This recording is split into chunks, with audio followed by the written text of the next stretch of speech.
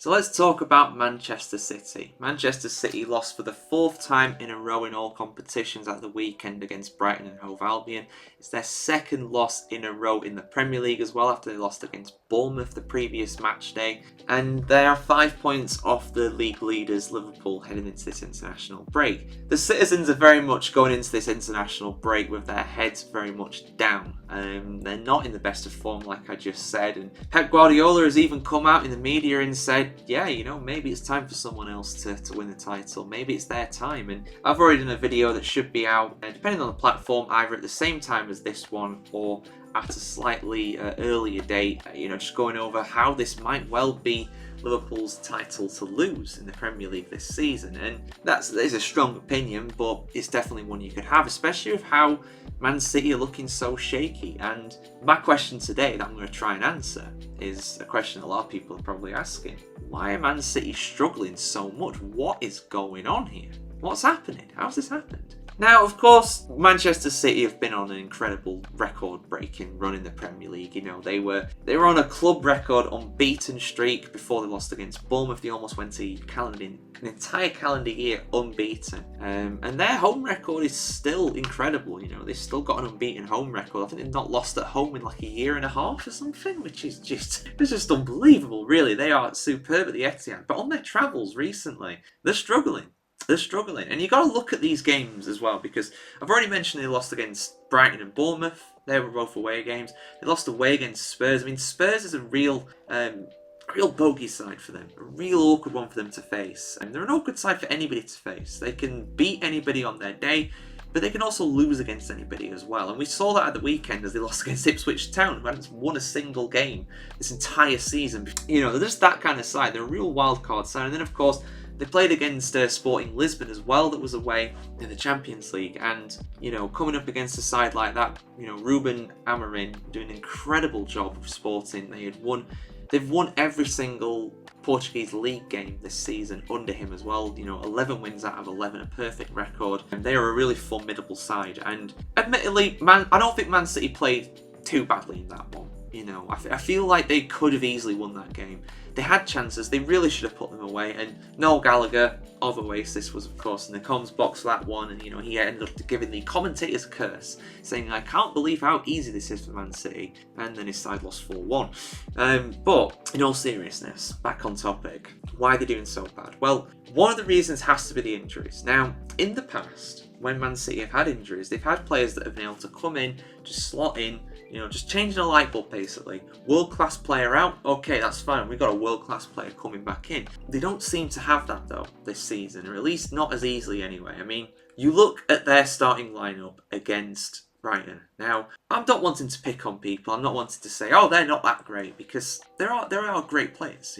I think Rico Lewis is a very, very good player. I really, really like him. I think he's very talented and he can play a number of different positions. He can play centre back, left back, right back, and of course in the middle of midfield as well. But he's not in a difficult away game, because Brighton are having a very good season. They're up in 6th in the Premier League at the moment. They're genuinely in the race for European football. They are doing markedly better than teams that should be way ahead of them, like Manchester United, like Spurs, like Newcastle as well. They're doing an excellent job. They're not a bad side to lose against at all. But Rico Lewis ideally shouldn't be starting that many games for Man City. And then they had a centre back on there, number 66. So I'm just going to refer to as Simpson, because I don't want to get this this video demonetized. Basically, look up his full name if you want. I'm not sure how to pronounce it, but if I do pronounce it the way I think I should pronounce it, I'm going to get demonetized on this video. So I can guess how you probably say it. But anyway, he's a young kid. He's a youngster. And the thing is, Man City have always been able to put these class players in before, but it's just not been the case as often this season. You've seen the likes of James McAtee, who is a great footballer. I like him. Did very well at Sheffield United when he was on loan at my club, but he's not on that kind of level. And then you look at the bench as well for Man City. You got De Bruyne and Bernardo Silva coming off the bench. Not fully fit, not fully ready to play these games. You've got an attacking midfield before that of Gundogan and Foden. And Gundogan's class, don't get me wrong, but he's getting on a bit now, relatively. Foden is not having the best season on the whole, really. Yeah, he scored some goals, but against some pretty poor sides on the whole. Savino's been a real bright spark in the side, though. Bright spark in the side, I should say. I think he's done really, really well. But again, it's reliable Premier League players, and right now they don't have that many of them to come in. Really, I'm sure things will improve. I'm sure they'll get better after the international break. They'll get back to winning ways. I'm sure, especially if they've got a home game, which I imagine they must do at this point. They've had 2 away games on the bounce in the Premier League, so I expect them to do better for sure. They're not out of the title race by any means. They're still second. 5 points is not that big of a gap to end up overturning through the season. Man City know that, of course, and Man City usually hit their stride in the second half of the season in the new year, so beware Liverpool because of that, because that will be coming. And they've also got to play against Liverpool as well. That'd be a very fascinating game when that happens. They seem like the 2 standout sides of the Premier League season so far, and you'd argue Liverpool are the only standout side really, given how far they are up the table. But the biggest impact of all, and it's not the only thing. It's not the only thing. There are some more factors I want to get into, but Rodri, Ballon d'Or winner, best player in the world in 2023-24, Euros winner, part of the treble winning squad. The guy's influence cannot be overstated. With Rodri in the side, Man City have a win percentage of nearly 80%. Without Rodri in the Man City side, their win rate goes down to just over 50%. That tells you all you need to know. That's how much of an influence this guy has. And Kovacic is a great player, but he's not Rodri. He's not as good as him. Rodri doesn't know how to lose games of football.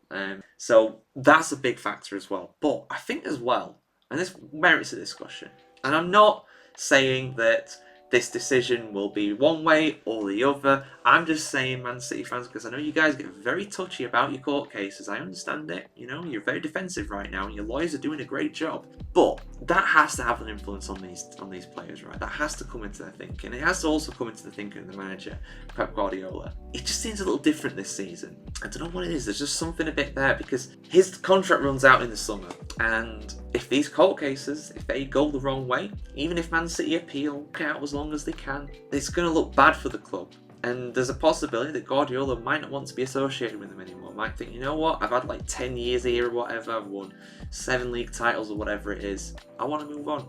I want to go somewhere else. I want to relax. I want to go on a sabbatical again, maybe. Who knows? But I think that has to come into his thinking. And I'm not saying it's directly impacted in terms of his commitment, because he's given his 100% and his best. But it has to play on his mind, and it has to also play on the mind of the players as well. So I feel like there's a few factors in here. I expect Man City to pick it up again. I expect them to be challenging for the league this season still. They're still one of the best teams this season. They're still in second.